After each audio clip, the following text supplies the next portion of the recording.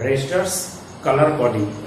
जो मार्केट में जो रजिस्टर्स अवेलेबल होता है या जो मिलता है वो रजिस्टर में कलर कोडिंग रहता है, जिसके अकॉर्डिंग हम ये पता लगा सकते हैं कि वो रेजिस्टेंस एक्चुअली कितने का है। तो वो रेजिस्टेंस होता है जिसमें से कलर कोडिंग होता है, जिसमें से पहला दो जो कलर्स होता है वो सिग्निफिकेंट होता है, तीसरा जो थर्ड कलर होता है उसको मल्टीप्लायर बोलते हैं, और जो लास्ट फोर्थ जो कलर होता है या कलर नो कलर होता है उसको टॉलरेंस बोलते हैं। तो हर अलग अलग कलर के लिए अलग अलग नंबर दिया गया है और अलग अलग मल्टीप्लायर होता है और अलग अलग टॉलरेंस होता है। टॉलरेंस का क्या मतलब है कि जो रेजिस्टेंस होता है उसमें कुछ परसेंटेज कम या ज़्यादा हो सकता है। तो जैसे 5% है, 10% या 20% है, तो ये टॉलरेंस होता है जिसमें से जो रेजिस्टेंस वो एग्जैक्ट वो वैल्यू नहीं होता है, उससे कुछ कम हो सकता है या उससे ज़्यादा हो सकता है। तो इस तरह का हम लोग यहाँ पे कलर्स लेते हैं और उसका क्या क्या नंबर्स दिया गया। जैसे कलर है रजिस्टर्स कलर कोडिंग, यानी रजिस्टर का कलर कोड क्या होता है। जैसे कलर है जैसे black, brown, red, orange, yellow, green, blue, violet, grey, white, gold, silver या नो कलर भी रख सकता है। तो देखिए ब्लैक के लिए कितना 0 दिया गया है, ब्राउन के लिए 1, रेड के लिए 2, ऑरेंज के लिए 3, येलो के लिए 4, ग्रीन के लिए 5, ब्लू के लिए 6, वायलेट के लिए 7, ग्रे के लिए 8, व्हाइट के लिए 9 कलर दिए, 9 नंबर्स दिया गया। ये सब गोल्ड, सिल्वर ये सब के लिए कोई कलर नंबर नहीं। और जो मल्टीप्लायर होता है जैसे ब्लैक है उसका मल्टीप्लायर 1 है, ब्राउन है 10 to the power 1 है, फिर इसी से रेड है तो 10 to the power 2, ऑरेंज है तो 10 to the power 3, येलो के लिए 10 to the power 4, ग्रीन के लिए 10 to the power 5, ब्लू के लिए 10 to the power 6, वायलेट के लिए 10 to the power 7, ग्रे के लिए 10 to the power 8 और व्हाइट के लिए 10 to the power 9। फिर यहाँ गोल्ड के लिए मल्टीप्लायर 10 to the power -1 दिया है और सिल्वर के लिए 10 to the power -2। और टॉलरेंस जो होता है वो क्या है, टॉलरेंस जो लास्ट कलर जो होता है गोल्ड के लिए क्या 5% दिया गया है, सिल्वर के लिए 10% दिया गया और नो कलर है तो उसके लिए 20% दिया गया है। तो इस तरह से हम लोग नंबर्स देख लिए कि कलर कौन सा है, उसका नंबर कौन सा दिया गया है, मल्टीप्लायर कौन सा है और टॉलरेंस कितने का है। तो ये सब के अकॉर्डिंग हम लोग कोई भी रजिस्टर है उसमें कलर्स का स्ट्रिप्स लगा हुआ है तो उन स्ट्रिप्स कलर के स्ट्रिप्स को देख करके हम लोग ये पता लगा सकते हैं कि या कैलकुलेट कर सकते हैं कि वो रजिस्टर कितने का है। तो यहाँ पे कलर कोड दिया है, जैसे कोई रजिस्टर है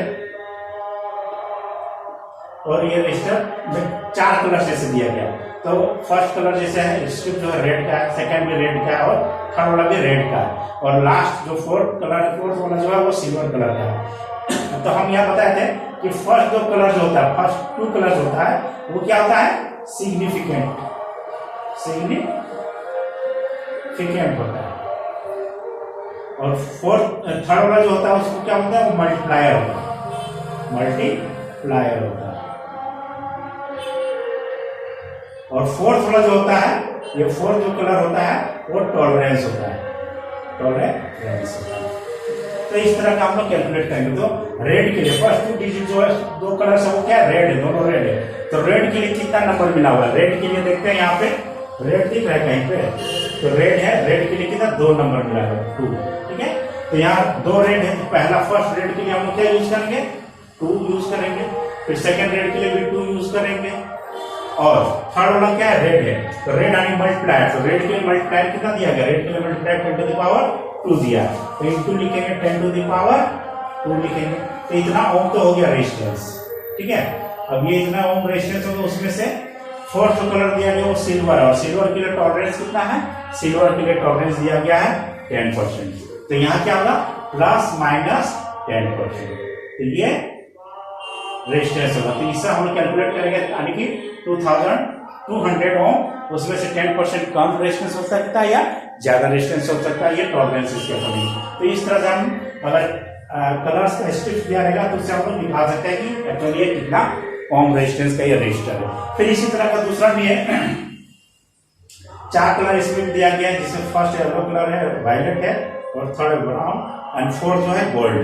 तो इस तरह से फर्स्ट 2 कलर होता है सिग्निफिकेंट, तो येलो है एंड वायलेट है। तो येलो कलर के लिए कौन सा आ जाएगा, येलो कलर के लिए 4 है और फोर्थ वाला, तो 4 पहला लिखेंगे, और फिर वायलेट के लिए कितना है, वायलेट के लिए नंबर है 7, यहाँ 7 लिखेंगे।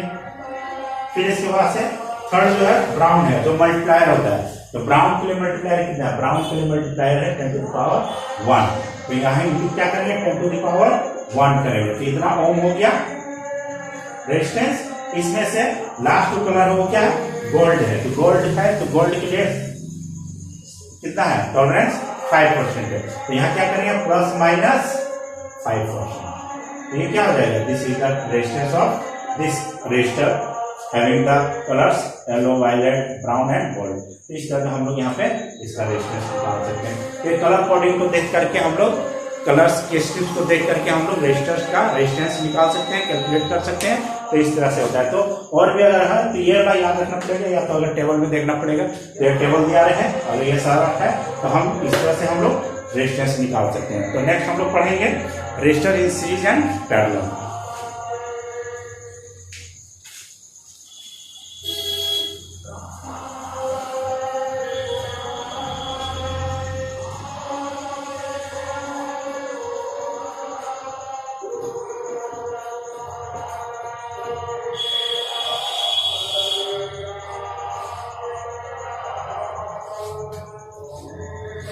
The first topic, registers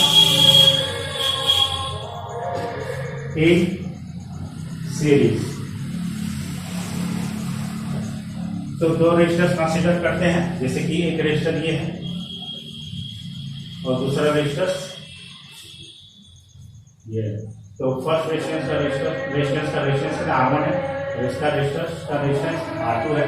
तो फर्स्ट रेजिस्टेंस का 1 है और सेकेंड रेजिस्टेंस का 1 है, एक साथ कनेक्ट कर देंगे। ये किस में हो जाएगा, सीरीज में आ जाएगा। अब इसको हम लोग कनेक्ट कर देंगे किससे, सेल या बैटरी से। इस तरह से सेल से कनेक्ट कर देते हैं, जिसका एक प्लस है या माइनस है, वोल्टेज भी है। तो इससे क्या होगा, एक करंट जाएगा आई, तो एक करंट इसमें सेटअप हो जाएगा और एक करंट फ्लो आउट क्या हो जाएगा, आई करंट की फ्लो करेगा। तो यहाँ पे क्या हो जाता है, ये जो वोल्टेज ये वोल्टेज बढ़ जाता है, डिस्ट्रीब्यूट हो जाता है। यहाँ पे जैसे इसके अक्रॉस वोल्टेज V1 हो गया और फिर इसके अक्रॉस वोल्टेज V2 हो गया। तो यहाँ करंट क्या रह गया, दोनों रेजिस्टर्स के थ्रू करंट सेम रहता है, बट वोल्टेज क्या आ जाता है, अलग हो जाता है, और ये वोल्टेज V के बराबर हो जाता है। टोटल वोल्टेज यहाँ क्या होता है, in series connection total voltage V1 plus V2 ये निकाल सकते हैं। तो फ्रॉम ओम्स लो क्या होता है, V = I × R होता है। तो यहाँ पे V को क्या लिखेंगे, I × R इक्विवेलेंट लिखेंगे, और यहाँ V1 के लिए क्या लिखेंगे, I R1 लिखेंगे प्लस I R2 लिखेंगे। तो यहाँ I कॉमन ले सकते हैं, तो R1 प्लस R2 हो जाएगा, तो I R इक्विवेलेंट हो जाएगा, तो I और I कैंसिल आउट हो जाएगा। therefore R equivalent is what, R equivalent R1 plus R2 हो जाएगा। तो इस तरह से अगर n रेजिस्टर्स है तो n तक R1 R2 R3 R3 हो जाएगा। That means equivalent resistance is what? Equivalent resistance is the sum of the individual resistance, algebraic sum of the individual resistances of the resistors। तो इस तरह से हम लोग सम निकाल सकते हैं। फिर इसी तरह से हम लोग क्या पैरेलल कनेक्शन दे सकते हैं। दूसरा, रेजिस्टर्स इन पैरेलल, जब रेजिस्टर्स पैरेलल में हो तो इस तरह कनेक्शन दे सकते हैं।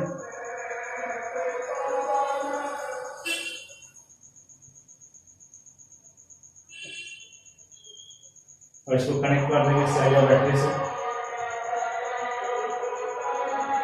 तो वोल्टेज भी है, इससे करंट मान लेते I जा रहा है, तो करंट डिस्ट्रीब्यूट हो जाएगा। जैसे मान लेते ये रेजिस्टेंस R1 है, ये रेजिस्टेंस R2 है, तो इसमें करंट I1 चला जाएगा, इसमें करंट I2 चला जाएगा, तो इसके अक्रॉस करंट I1 है, इसके अक्रॉस I2, ये करंट जाएगा। तो पैरेलल में क्या होगा, इसके अक्रॉस वोल्टेज होगा और इसके अक्रॉस वोल्टेज होगा, वो इक्वल रहेगा।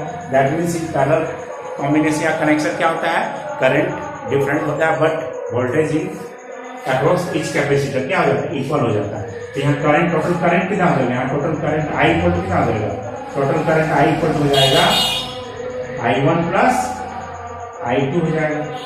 और फ्रॉम ओम्स लो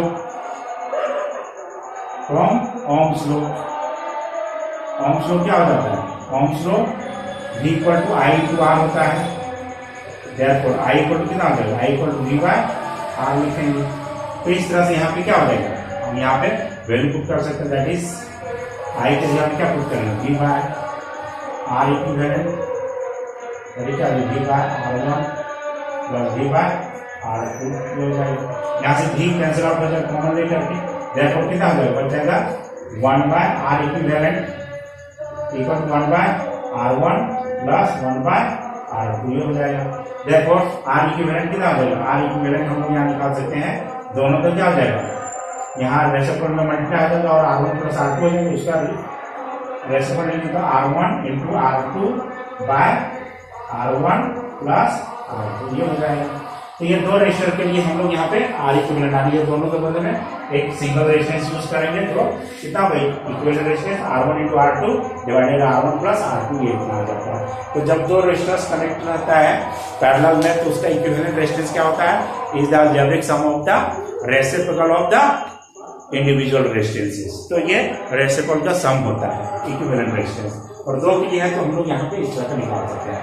फिर एक तीसरा है resistance in series and parallel, दो जब रहेगा पैरेलल में भी रहेगा और सीरीज में रहेगा तो उस समय हम लोग कितना निकाल सकते हैं, तो वो हम लोग निकाल सकते हैं।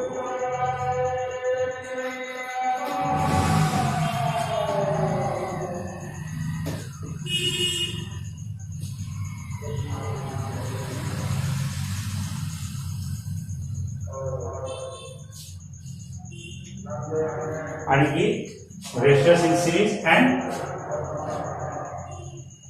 parallel combination। सीरीज और पैरेलल यानी किस तरह का अगर मान लीजिए है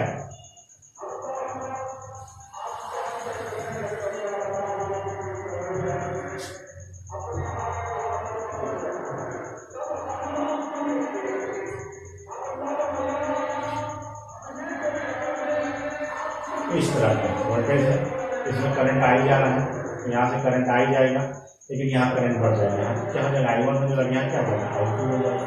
तो इस तरह से जैसे मान लेते हैं ये I1 R1 है, ये R2 है, ये R2 है, तो इक्विवेलेंट रेजिस्टेंस क्या होगा, इसके बदले में तो R1 हो जाएगा, ये R1 तो अपनी जगह पे, लेकिन इसके बदले में क्या हो जाएगा R इक्विवेलेंट हो जाएगा।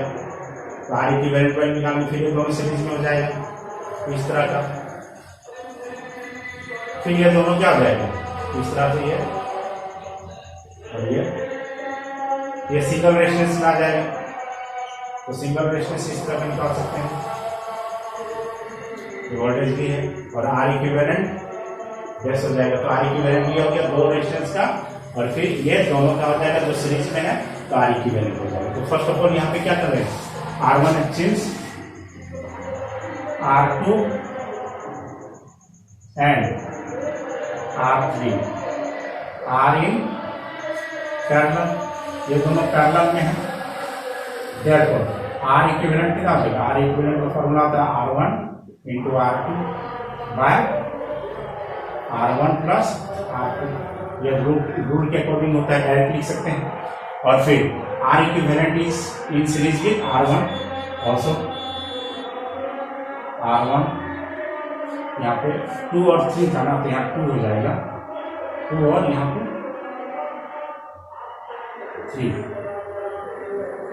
यहाँ 2 और 2 and 3 are parallel. So R1 R2 into R3 R2 plus R3 ये हो जाएगा, and R1 and R equivalent R in series, ये सीरीज में है। सो R इक्विवेलेंट कितना हो जाएगा R1 प्लस R इक्विवेलेंट हो जाएगा। तो R1 तो अपनी जगह पे है और R इक्विवेलेंट कितना हो जाएगा, यानी R2 इंटू R3 फिर R2 प्लस R3 हो जाएगा।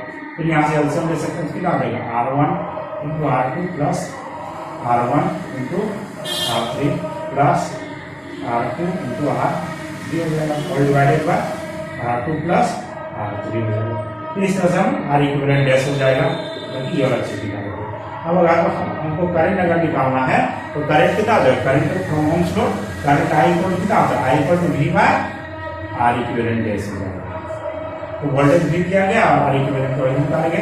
इस सर्किट में कितना करंट जो फ्लो करेगा वो करंट हम लोग निकाल सकते हैं।